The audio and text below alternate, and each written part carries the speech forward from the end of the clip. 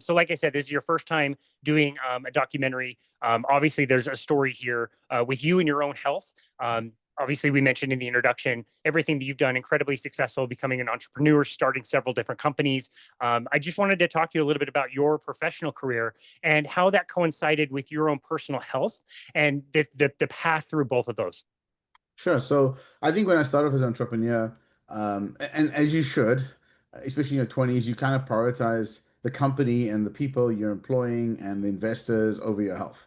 And it's a very common thing that happens. Startup founders, they start companies like, I was when I was working at a job, I was like, really fit. I was, like, I mean, my body fat, my low was 7%. So I was, really fit and ripped in my younger years, in my early 20s. And then you start a company and then you've got to like make sacrifices, like, maybe not spend 2.5 hours a day in the gym. You spend like 45 minutes, 3 days a week. And maybe, it cuts into your exercise time. And then you have these crazy weeks or months where you're trying to get a fundraise done. And it's like 3 months worth of like day in, day out. Or I sold my one company. It took me 6 months, 7 days a week worth of working to sell the company. Um, Wow. and so you sacrifice your health, right? Eventually, like over multiple years or decades, it adds up. And I found myself in 2018 with a health crisis. And I had tried everything up until that point. I tried being a vegetarian for nearly 2 years, which was horrible for me. It was just, I got sicker and I put on more weight than ever before. I started having, gut issues and, just weird stuff was happening to me. And this is like, this is before even the COVID, vaccines came out and that sort of thing, because it wasn't related to that.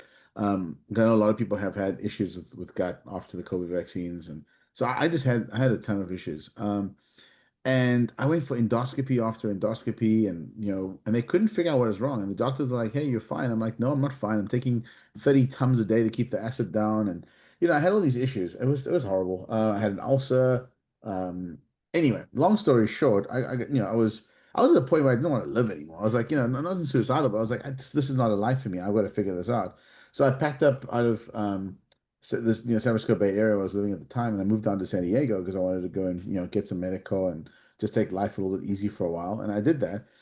And I tried a bunch of things. I eventually found a functional health doctor who just diagnosed me with SIBO, which was like 7, 8 years ago, where it was still not really well known. People didn't know what it was. And I remember even going to my insurance company wouldn't pay for the drugs. It was like $2,000. They were like, no, you've had an endoscopy. And they referred it to their gastro. Their gastro looked at my results, like there's nothing wrong here.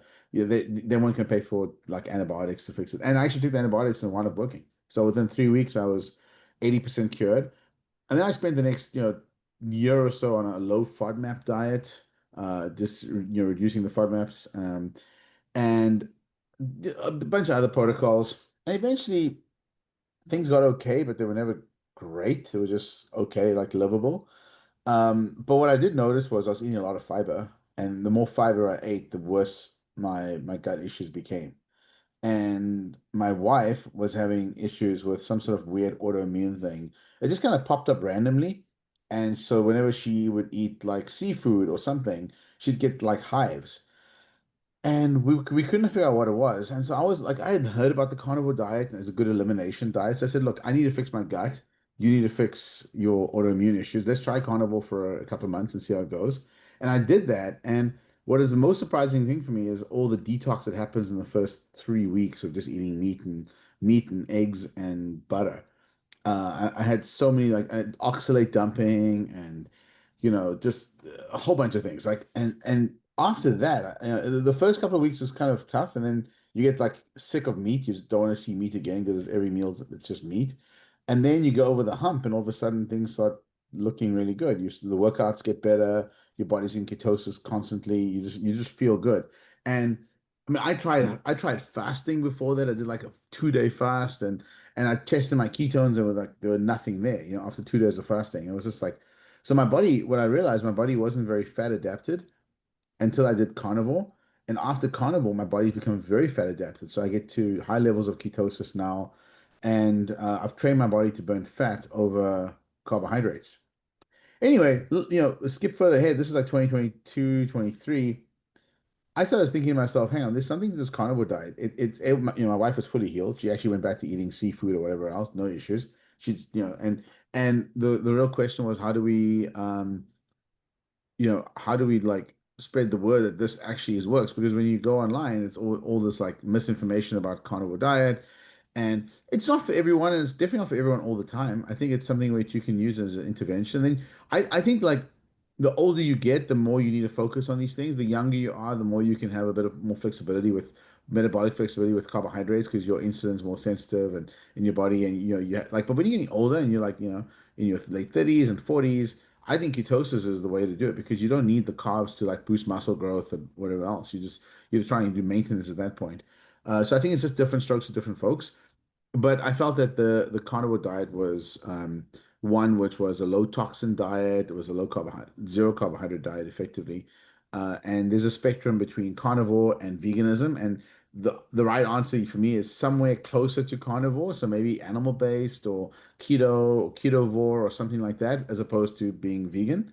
And I just felt when I went to Netflix to trying to find information about this, it's just vegan propaganda. And I know how bad the vegan and vegetarian diets were for me. It was just horrible.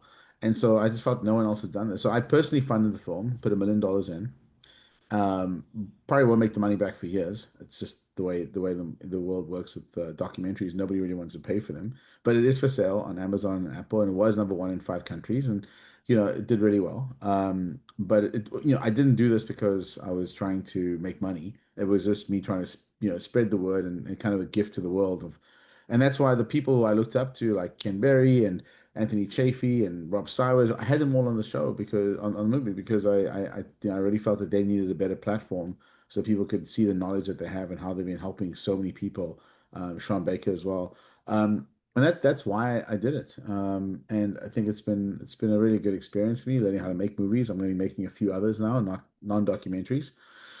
But yeah, that was that important point is like I'm not a special interest group. I don't have any bone in this fight. I'm not Big Pharma trying to sell you drugs. I'm not a rancher trying to sell you meat. I'm a nobody. I'm a guy who just found some value in doing this diet, and I think that the world needs to sort of wake up and realize that we've been brainwashed. And the more I dug into the conspiracy behind it, this goes back to World War II and maybe even beyond that. In World War II, we started running out of meat for the soldiers of the front line. So the solution was let's convince people to eat cheap calories. And so each of vegetables became the propaganda posters of the day, where they were putting this up in Europe and America, eat vegetables, eat your vegetables. And they were doing it specifically during World War II because they needed to preserve the meat for the front lines. They just didn't have any meat. So the soldiers would get the meat, but everyone else would have to eat cheap carbs. Um, and that I think is very telling because after World War II, then we have inflation issues, and they had to keep the price of meat, low. So, the cost to maintain the Earth right now is 8 billion people multiplied by 2,000 calories a day of nutrition. Okay, if we didn't have that, the world would die within. We had like 0 calories a day. You wouldn't have very long. So every single day, the world has to produce 8 billion times 2,000 calories every single day. And the cost of production of those calories is exceptionally high. The food industry is a very big industry. And the way they control costs is by degrading the quality of food over time because of inflation, whatever else. And so I mean, think about it. If you had 2,000 calories worth of ribeye every single day, the whole world couldn't afford to survive. It's just too expensive. And that with that level of scale, the price would go up because there just isn't enough meat for everyone. So you have to supplement it. So the governments of the world are big on like grains and breads and whatever else. And obviously it tastes good and people like it, your body likes it, but it's not a primary fuel source. And we know that because you can only store about 1,600 calories worth of carbohydrates in your body. So That's right. it was a primary fuel source you would have be able to store endless supplies of it, but it's not. You have to keep ingesting it. So if you're out running and you're in 2 hours into your run and you're burning 800 calories per hour, you're done. You get no more carbs there. Obviously, your body switches between fats and carbs, so maybe you can go 4 hours or something and burn maybe 50-50 or depends how fit you are. But we can store endless amounts of fat. We know this. And so when the moment you go into a ketone-based diet, you just start tapping into those fat reserves and your body just, is able to function for weeks and months. One guy even fasted for like a year because he had so much fat and just Right. took vitamins and whatever, nutrients. And he was able to get the calories and the macro calories to support his body from just fat. So it's very clear and obvious that we're meant to be in ketosis. I mean, babies are born in ketosis, for example.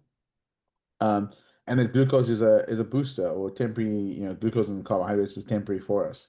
And it does give you a boost. Like if I'm in the gym and I want to, do some really heavy weights or a long session, if I have some dextrose, you get this carb dextrose formulas, it boosts my muscles. I can lift heavier, and it's dextrose is actually really good for you. Like, but having like would I eat a chunk of bread while I'm working out? Absolutely not. It takes too long for the saccharide to break down and become fuel. But you take dextrose, you can work out. So even though there are a bunch of carnivores out there, like there's a lot of the guys who actually take dextrose intra workout, so that gives them better workouts because it goes straight into the muscle and gets used very quickly, doesn't really spike the insulin much, and you can still be carnivore on that. So just understand there are different like different ways to uptake carbohydrates into your body, and use carbohydrates.